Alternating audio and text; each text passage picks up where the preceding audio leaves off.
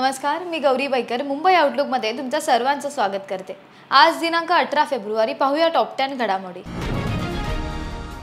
राज्य सरकारच्या मंत्रिमंडळाची बैठक आज मुख्यमंत्री देवेंद्र फडणवीस यांच्या अध्यक्षतेखाली मंत्रालयात संपन्न झाली।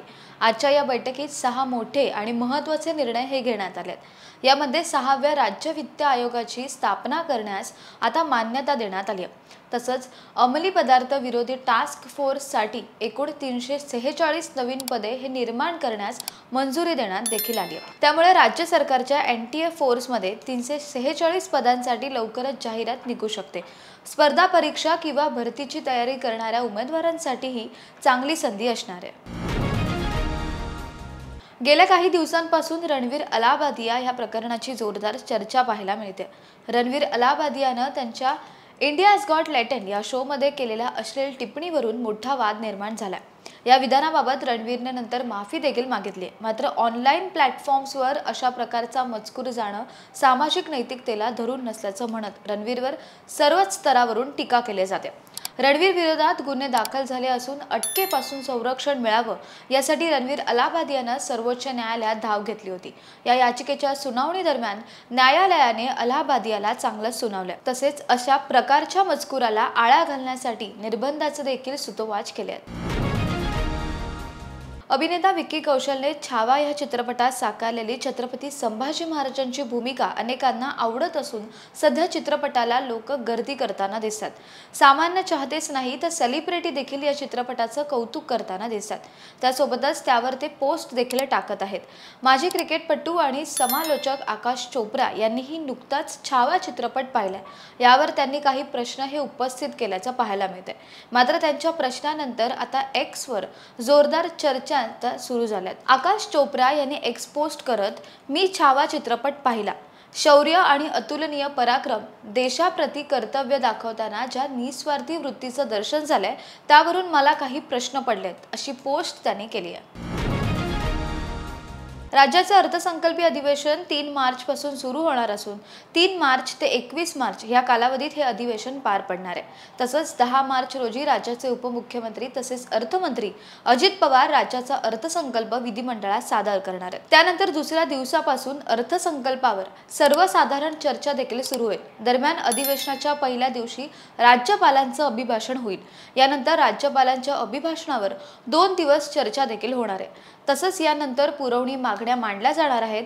केंद्र सरकारचा अर्थसंकल्प सादर झाल्यानंतर आता महाराष्ट्राचा अर्थसंकल्प सादर होणार असल्यामुळे संपूर्ण राज्याचं लक्ष याकडेच लागलंय। सध्या ठाकरे गटातून अनेक पदाधिकारी कार्यकर्ते एकनाथ शिंदे यांच्या नेतृत्वाखालील शिवसेनेच्या वाटेवर दिसतात। मुंबईत विलेपार्ल्याच्या उपविभाग प्रमुख जितेंद्र जनावळे येत्या 20 फेब्रुवारीला शिवसेनेत प्रवेश करणार असल्याचं समजतंय। त्यांच्या प्रवेशाची बातमी येताच आता ठाकरे गट सक्रिय झाला आहे। जनावळे यांना मातोश्रीवर भेटण्यासाठी बोलवलं होतं। उद्धव ठाकरे यांच्याकडे अनिल परब यांची तक्रार करणार असल्याचं देखील त्यांनी सांगितलंय।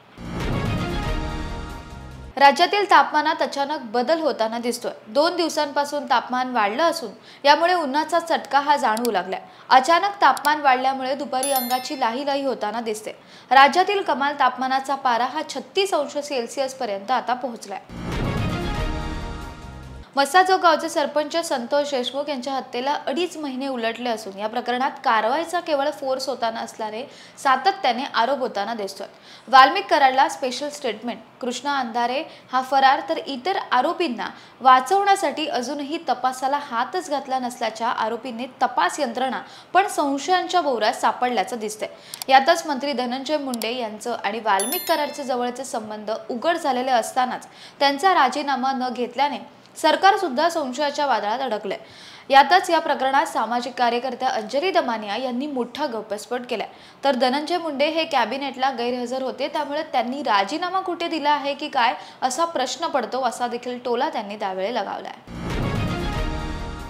बॉलिवूड विश्वात सध्या विक्की कौशलच्या छावा सिनेमाची चलती सुरू आहे। छत्रपती संभाजी महाराजांच्या जीवनचरित्रावर आधारित हा सिनेमा असून संभाजी राजांच्या शौर्य आणि बलिदानाचा इतिहास पहिल्यांदा 70 मिलीमीटर पडद्यावर मांडण्यात आलाय। प्रेक्षकांचाही या सिनेमाला उत्तम प्रतिसाद असून चित्रपटातील काही सीन्स हे अंगावर शहारे आणणारे आहेत।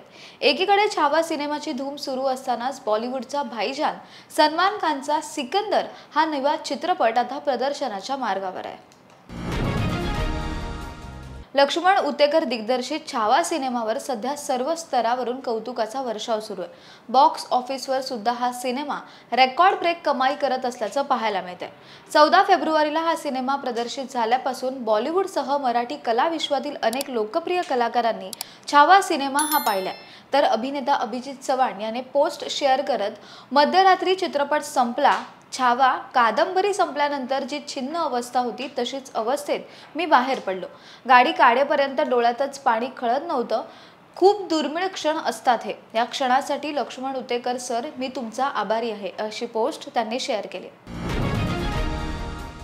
चॅम्पियन्स ट्रॉफी 2025 सुरू होण्यास आता अवघा एकच दिवस उरला असून त्याकडे सर्व क्रिकेट प्रेमींचं लक्ष लागलंय। टीम इंडियाचा पहिला सामना तर 20 फेब्रुवारीला होणार असून बांगलादेश विरोधात पहिली लढत होणार आहे। या दरम्यान बीसीसीआयने चॅम्पियन्स ट्रॉफीसाठी नियम आता बदललेत। बीसीसीआयशी संबंधित सूत्रांच्या हवाल्याने अनेक मीडिया रिपोर्ट्समध्ये असा दावा केला आहे, बोर्डाने टुर्नामेंट्स दरम्यान खेळाडूंसोबत कुटुंबियांना राहण्याची परवानगी दिली आहे। याचाच अर्थ आता खेळाडूंची इच्छा असल्यास तो चॅम्पियन्स ट्रॉफी दरम्यान आपल्या कुटुंबाला सोबत घेऊन जाऊ शकतो।